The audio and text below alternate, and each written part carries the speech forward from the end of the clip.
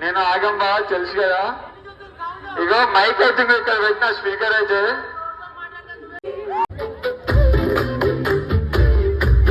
అక్కడ నలుగురు ఉన్నారబ్బా, చేతుల మీద చేసుకుని భుజాల మీద డాన్స్ టుగెదర్ నా కమాన్.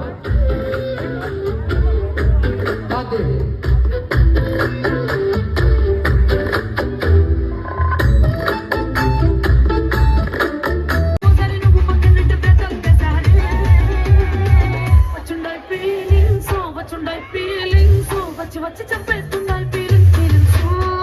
వచ్చిందాయి ఫీలింగ్స్.